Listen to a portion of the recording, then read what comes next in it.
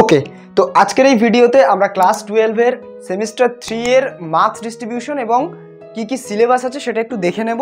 আর হ্যাঁ, তোমাদের সিলেবাসে একটা বড় সড়ো পরিবর্তন এসেছে। কি সেই পরিবর্তন সেগুলো আমি ডিটেলসে বলবো, তোমরা শেষ পর্যন্ত ভিডিওটা দেখো। প্রথমেই আমরা আসি তোমাদের সেমিস্টার 3-তে, অর্থাৎ তোমরা যারা ক্লাস 11 থেকে পাস করে এলে তোমাদের মোটামুটি একটা সেমিস্টার সিস্টেমের ধারণা হয়ে গেছে যে তোমাদের অড সেমিস্টারগুলোতে এমসিকিউ এক্সাম হবে 40 নম্বরের, আর ইভেন সেমিস্টারগুলোতে তোমাদের এমনি ডিসক্রিপটিভ কোশ্চেন্স হবে। ঠিক আছে, তো এটা যেটা সেমিস্টার 3 এটা স্বাভাবিকভাবে অড সেমিস্টার হওয়ার দরুন এমসিকিউ বেসড হবে, 40 নম্বরের পরীক্ষা হবে, 40-এ 40 পেতে হবে আমাদের টার্গেট থাকবে। এবং এই সেমিস্টারে আমাদের যতটা সম্ভব মার্কসটাকে ক্যারি করে রাখতে হবে, কেননা ডেসক্রিপটিভের থেকে এমসিকিউতে আমাদের মার্কস স্কোর করাটা তুলনামূলকভাবে কিন্তু ইজি। ঠিক আছে, তো চলো আমরা শুরু করি। সেমিস্টার 3-তে তোমাদেরকে ইউনিট 1, ইউনিট 2, ইউনিট 3, ইউনিট 4 চারটে ইউনিট পড়তে হবে। এই চারটে ইউনিটে এই যে সিলেবাসগুলো আছে, এই চ্যাপ্টারগুলো আছে, এখান থেকে কিছু মার্কস আছে, আমি সব বলছি। প্রথম ইউনিটের নাম হচ্ছে রিলেশন ফাংশন এবং তার মধ্যে দুটো চ্যাপ্টার আছে। প্রথম চ্যাপ্টার সম্বন্ধ ও অপেক্ষক বা ইংরেজিতে বললে রিলেশনাল ফাংশন, আর দ্বিতীয় চ্যাপ্টার ত্রিকোণমিতিক বিপরীত বৃত্তীয় অপেক্ষক, ইংরেজিতে বললে ইনভার্স ট্রিগনোমেট্রিক ফাংশনস। তো এই যে প্রথম চ্যাপ্টার, ইউনিট 1 এর প্রথম চ্যাপ্টার থেকে আসছে তোমাদের 4 নম্বর এবং ইউনিট 2 থেকে আসছে 3 নম্বর। এবার একটা জিনিস, কোথায় পরিবর্তনটা হয়েছে, এখানে একটা বিশাল বড় পরিবর্তন হয়েছে। যারা তোমাদের আগের বছরে পরীক্ষা দিয়েছিল তাদের ক্ষেত্রে কিন্তু এই গোটা ইউনিটটা মিলিয়ে কিছু নাম্বার থাকতো, ঠিক আছে, 8 কি 9 নম্বর থাকতো এবং সেখান থেকে তোমাদের অপশনস থাকতো। যদি কেউ ইচ্ছা করতো, যদি কারোর ইচ্ছা হতো যে আমি এই চ্যাপ্টারটা পড়বো না, কঠিন লাগছে, আমি শুধু এই চ্যাপ্টারটা পড়বো, তাহলে কিন্তু সে এই ইউনিট থেকে ফুল মার্কস করতে পারতো। এবং কোশ্চেন প্যাটার্নটাও কিন্তু সেই রকমই ছিল, তোমার একটা রিলেশন ফাংশনের কোশ্চেন থাকলে তার অথবাতে একটা ইনভার্স ট্রিগনোমেট্রিক ফাংশনের কোশ্চেন থাকতো।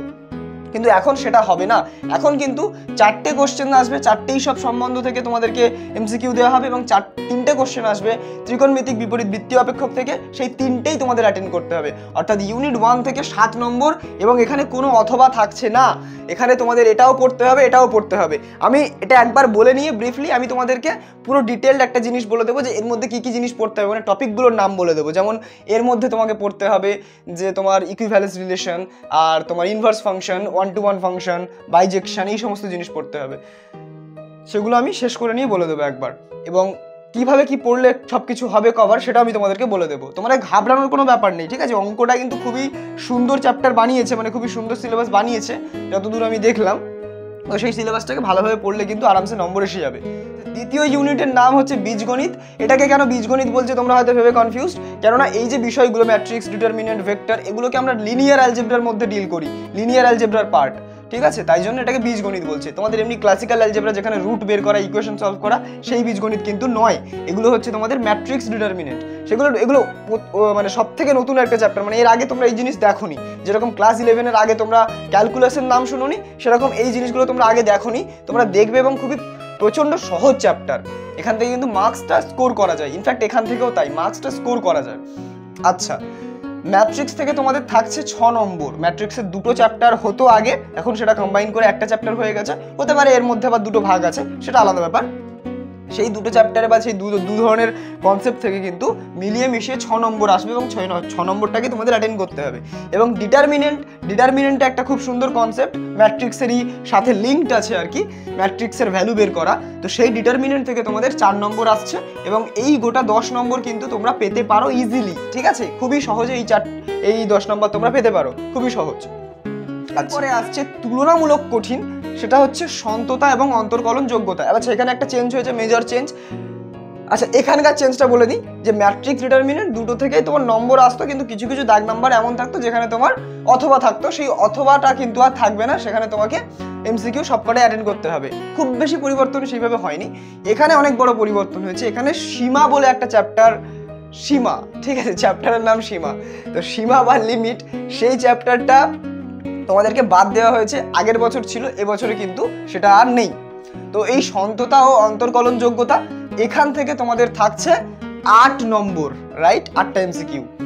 আর অন্তর্কলজের প্রয়োগ সেখান থেকে থাকছে 7 নম্বর। একটা জিনিস তোমাদের কনফিউশন থাকতে পারে যে আগের বছর তো ডেরিভেটিভ ছিল, first order derivative, second order derivative, তাহলে সেগুলো কি বাদ চলে গেছে? না, এখানে কিন্তু নামে আছে সন্ততা অন্তর্কলনযোগ্যতা, কিন্তু এর মধ্যেই কিন্তু ডেরিভেটিভ আছে। তোমাদের আমি একটা জিনিস আমি পিডিএফটা খুলে বলে দিচ্ছি, তোমাদের পিডিএফটা আমি শেয়ারও করে দেবো। সেখানে তোমাদের ডিটেলস এখানে বলা আছে যে এই কন্টিনিউয়াস সেকশানে কি কি জিনিস আছে আমি বলছি, পড়ছি। কনসেপ্ট অফ কন্টিনিউটি অ্যান্ড ডিফারেন্সিয়েবিলিটি, অর্থাৎ কন্টিনিউটি ডিফারেন্সিয়েবিলিটি চ্যাপ্টারটা গোটা থাকছে। ডেরিভেটিভ অফ কম্পোজিট ফাংশনস, এখানে চেন রুল এই সমস্ত জিনিসপত্র অ্যাপ্লাই হয়। ডেরিভেটিভ অফ কম্পোজিট ফাংশন এখানে স্পষ্ট লেখা আছে, অর্থাৎ ডেরিভেটিভ কিন্তু তোমাদের সিলেবাসে আছে। ওকে, তার সাথে তোমাদের চেন রুল থাকছে। Derivatives of inverse trigonometric functions, খুবই সুন্দর। Derivative of implicit functions, concept of exponential and logarithmic function, derivatives of logarithmic and exponential functions, logarithmic differentiation, derivative of functions expressed in parametric forms, right, যেমন x equal to f of t, y equal to g of t, এই ধরনের ফাংশনগুলোর তোমাদের derivative করতে হবে। Second order derivatives স্পষ্ট লেখা আছে পিডিএফে, তোমরা কেউ কনফিউজড হবে না, ভাববে না যে ডেরিভেটিভটা বাদ চলে গেছে, ডেরিভেটিভ করবো না। ডেরিভেটিভ কিন্তু আছে, শুধু চ্যাপ্টারের নামে নেই ডেরিভেটিভটা, বাট ভিতরে কিন্তু ডেরিভেটিভটা আছে। ওকে, আশা করি বোঝাতে পারলাম। এর সাথে সাথে এওডি বা অন্তর্কলজের প্রয়োগ, এটা কিন্তু সেম আছে, আগের বারেও ছিল এবারেও আছে। অন্তর্কলজের প্রয়োগ থেকে মোটামুটি তোমাদের সিগনিফিকেন্স অফ ডেরিভেটিভ বা অন্তর্কলজের ব্যাখ্যা, এই চ্যাপ্টারটা কিন্তু থাকছে। এছাড়া ম্যাক্সিমা মিনিমা বা চরম অবমান নির্ণয় এটা থাকছে। আর ইনক্রিজিং ডিক্রিজিং ফাংশন, অর্থাৎ তোমার বর্ধিষ্ণু ক্ষয়িষ্ণু অপেক্ষক, এটা থাকছে। আর এছাড়া আরেকটা আছে ট্যানজেন্ট নর্মাল, যেটাকে বলা হয় স্পর্শক অভিলম্ব, সেটা থাকছে। এবং বাস্তব জীবনে ডেরিভেটিভের প্রয়োগ, সেই অঙ্কগুলোও কিন্তু থাকছে। অর্থাৎ তোমাদের গোটা এওডিতে যা ছিল আগের বছর সবটাই আছে। এবং এখানে একটা সুখবর হলো এটাই যে এই গোটা এওডির পুরো কনসেপ্ট কিন্তু আমাদের চ্যানেলে করানো আছে, খুব সুন্দর করে প্লেলিস্টে দেওয়া আছে এইচএস ম্যাথ ওয়ান শট বলে। আমি প্লেলিস্টগুলোকে আবার রিঅ্যারেঞ্জ করব তোমাদের ইউনিট ওয়াইজ, তোমাদের চ্যাপ্টারের নাম ওয়াইজ, যেহেতু তোমাদের চ্যাপ্টার পাল্টেছে। তোমরা প্লিজ এই চ্যানেলে ভিজিট করবে, করে এই জায়গাটা কিন্তু আমি সেরা করে পড়িয়েছি এবং এত সুন্দর করে পড়িয়েছি যে তোমাদের জিনিসপত্রগুলো জাস্ট দেখবে আর মাথায় ঢুকবে। যদি তোমরা ডেরিভেটিভ করা জেনে থাকো তাহলে আরামসে তুমি ওইগুলো বুঝতে পারবে, কোনো সমস্যা হবে না, ঠিক আছে? তো এই এওডি সেকশনটা আমরা খুব সুন্দরভাবে ডিল করতে পারবো।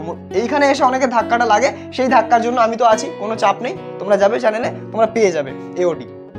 আচ্ছা, আর আমি চেষ্টা করবো সন্ততা অন্তর্কলনযোগ্যতা এটাও করিয়ে দেওয়ার, ঠিক আছে? সুতরাং কোনো চাপ থাকবে না সেইভাবে। আচ্ছা, এরপরে এখান থেকে নাম্বারটা বলে দিই। এই ডেরিভেটিভ ফেরিভেটিভ এটা ওটা হেনা তেনা সব মিলিয়ে তোমাদের থাকছে 8 নম্বর, এবং শুধুমাত্র অন্তর্কলজের প্রয়োগ থেকে থাকছে 7 নম্বর, অর্থাৎ গোটা ইউনিট থেকে 15 নম্বর। বোঝা গেল? এখানে তোমাদের কলনবিদ্যা, নামে কলনবিদ্যা, কিন্তু তোমাদের বেসিক্যালি প্রথম সেমিস্টারে তোমার ডিফারেন্সিয়াল ক্যালকুলাস বা তোমার ওই অন্তর্কলনের যে ব্যাপারগুলো সেই রিলেটেড জিনিসপত্র থাকছে।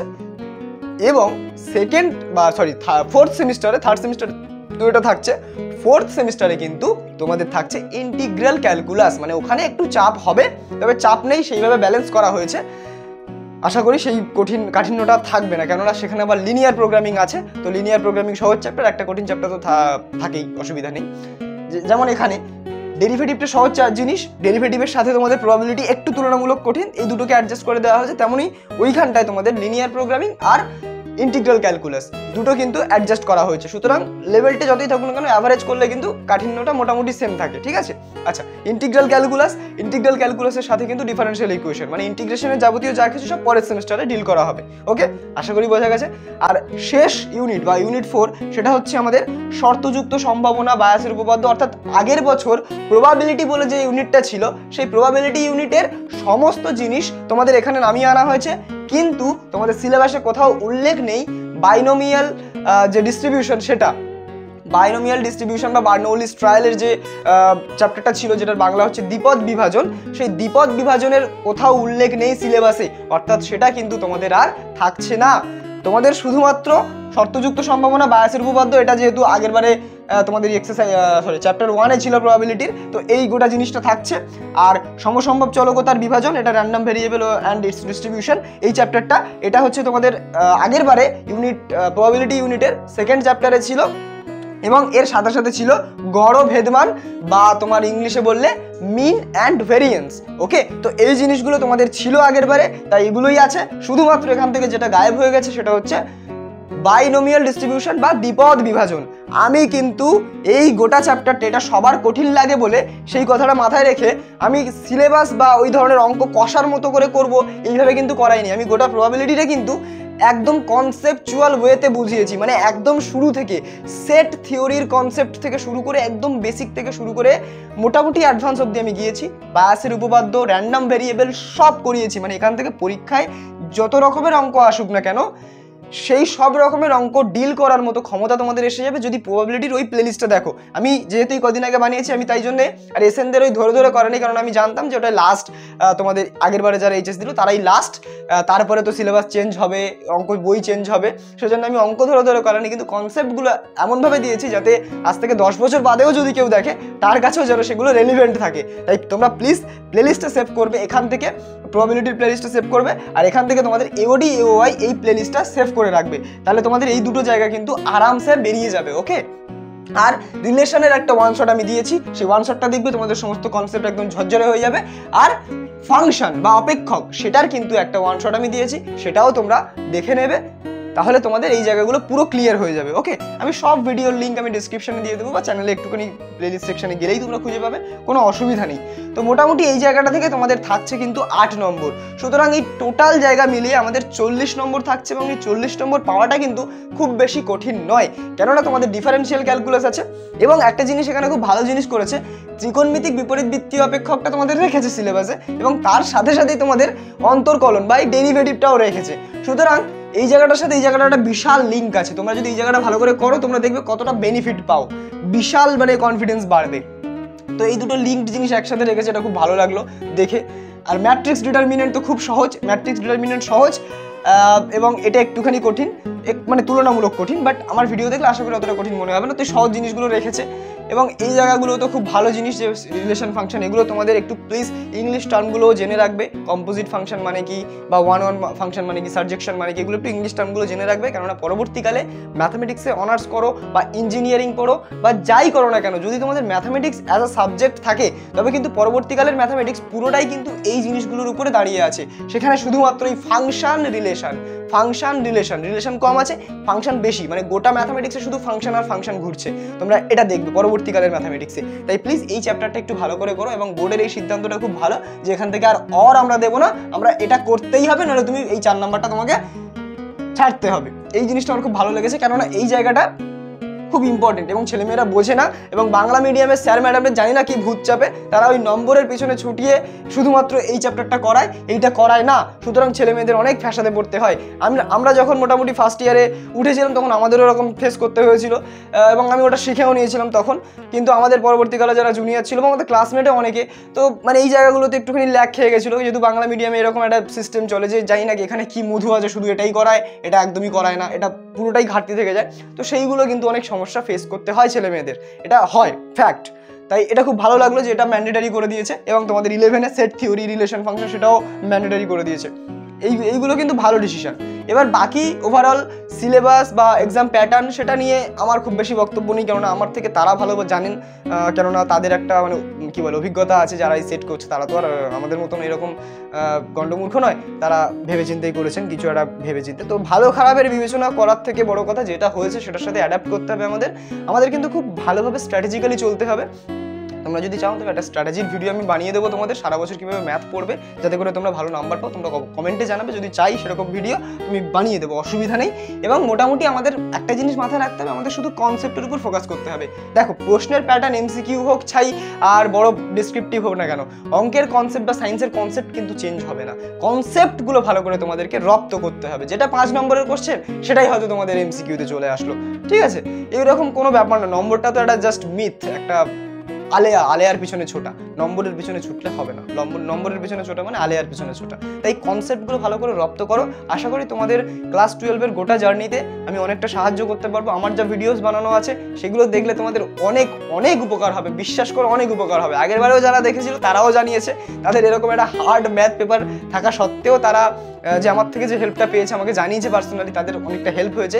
তাই চাপ নেই, বলছি বিশ্বাস করো তোমাদের ভালো হবে, সাথে থেকো, জুড়ে থেকো। আশা করি তোমরা অঙ্কে একটা খুব ভালো নাম্বার পাবে এবং তোমরা চেষ্টা করো যে প্রথম যে সেমিস্টারটা মানে সেমিস্টার থ্রিতে একটা ভালো রকমের নাম্বার ক্যারি করার। তাহলে কিন্তু তোমাদের পরবর্তীকালে কিন্তু খুব বেশি চাপ হবে না এবং সেই ভালো নাম্বার ক্যারি করতে গেলে শুধুমাত্র ওই কোশ্চেনগুলো সলভ তো অবশ্যই করবে, কিন্তু তার সাথে সাথে কনসেপ্টটা খুব ভালো করে নেবে। তারপরে তোমরা কোশ্চেনে যাবে, দেখবে অটোমেটিক্যালি তোমরা কোশ্চেন পারবে। ওকে, তো চলো এটুকুই আজকের জন্য। আর যদি কোনো কোয়ারিজ থাকে তোমরা জানিও, আমি পিডিএফ এর লিঙ্কটা দিয়ে দেবো, অফিসিয়াল যেটা সিলেবাসের পিডিএফ সেটা তোমাদের দিয়ে দেবো, তোমরা একবার মিলিয়ে নেবে। আর আমি বলেছিলাম যে তোমাদের একবার তাও বলে দেবো যে কোন কোন চ্যাপ্টারের আন্ডারে কী কী টপিক আছে। আচ্ছা ঠিক আছে, সেটা তোমরা পিডিএফ থেকে দেখে নিতে পারবো, অসুবিধা নেই। বেকার ভিডিওটা লম্বা হয়ে যায়, আমি শুধু জাস্ট পড়বো। তোমাদের ওভারভিউটাই দিলাম, ব্যাস। Ta ta, bye bye, take care, all the best.